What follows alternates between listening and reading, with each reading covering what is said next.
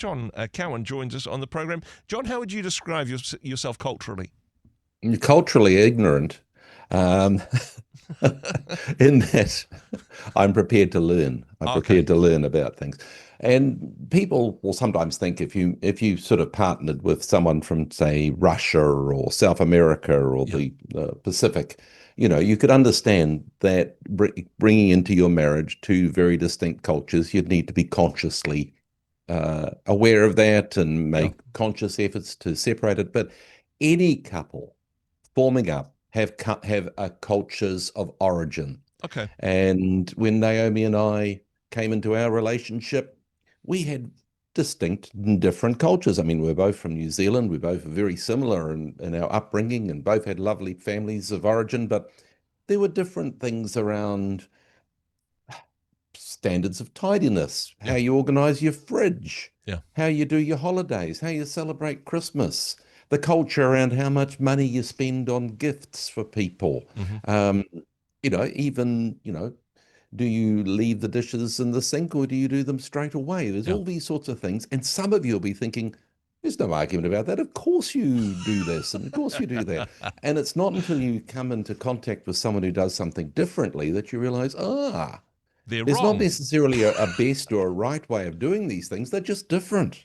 Although that's the wisdom of years and experience, and you've Oh, found out, I suppose, over the years that the areas that you were wrong in, John. hmm, But a married couple, take us back to the that you and your wife, yep, both coming with some cultural baggage, shall we yep. say? A little bit of unpacking to do in that regard. Absolutely. Repacking, sorting, discarding some, keeping things that you treasure, just being respectful and tolerant of the things that your partner wants to sustain in your ongoing couple culture. And it'll still get challenged when you say go and spend time with your in-laws. Yeah, yeah. And you suddenly find that, you're right back to square one again, being confronted with different ways of doing things. Hmm. And again, grace, grace, grace. You've got to be patient and rather than saying, no, that's not the way to do things. I was talking to a girl from Germany last night, Hmm. and she said she was looking forward to going home where she could feel normal again Yeah, rather than being the one that's always out of step, always somewhat different, you know, where it's quite normal to go down the fast lane at 140 kilometers an hour over yeah, there. It's not here. yeah. And that sort of thing. And the thing is, uh, I feel sorry for people that don't feel at home in their own home, Yeah. where they've had a culture sort of thrust upon them. This is the way we're going to do things. Maybe it's a particular problem when, say, someone remarries Hmm. and there's already an established family culture and a person coming in and they're feeling like they're always struggling to catch up with the way things are done. Yeah. It's like that poor relieving teacher that comes into a class and the kids go, "That's not the way Mrs. Brown does it." Yeah. And you shouldn't feel a stranger in your own home. Mm. So the object is to treasure whatever it is you have from your family's origin, but to actually consciously create a couple culture. Hmm. And another challenge that you have, of course, is that once you do have your couple culture, the way that becomes your family culture, and you give that to your kids, Yeah.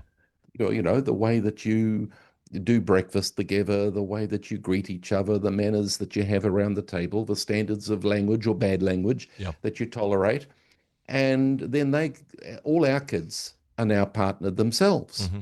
and they're making their own couple cultures and family cultures and it'll be different from what we have. And so, again, there's this challenge of having to sometimes sit on your hands, bite your lip, and go, yeah, that's different from the way we did it. Yeah. And you try not to be offended when you see them doing things the way that their in-laws do things. Hmm.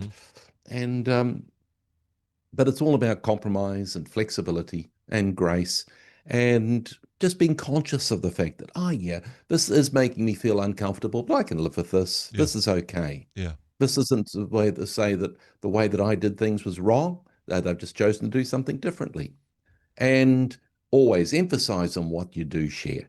And you'll often prioritize the values of love and respect and commitment, and they're the important things anyway, not the way that whether presents should be wrapped or unwrapped, or whether dogs are allowed in the house or out of the house, or whether chores have to be done before you're allowed to watch TV, and all those sorts of things that might be different from family to family.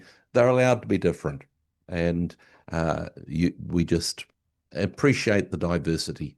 And hey, very mature of you to say so. It does make family holidays, broader family holidays, a little bit of fun, doesn't it? Certainly gives you something to argue about.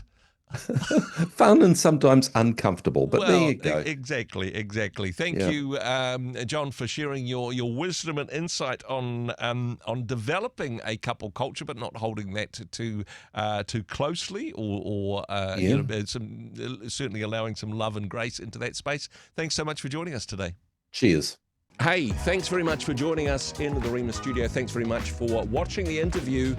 It's kind of nice to have an audience, actually. And if you did like what you watched, then do give us a like, do give us the thumbs up. And if you'd like to see more interviews like that one, or perhaps even better, subscribe and those interviews will come straight to you. Don't forget to turn on your notifications, and we'll see you in the next one. Cheers.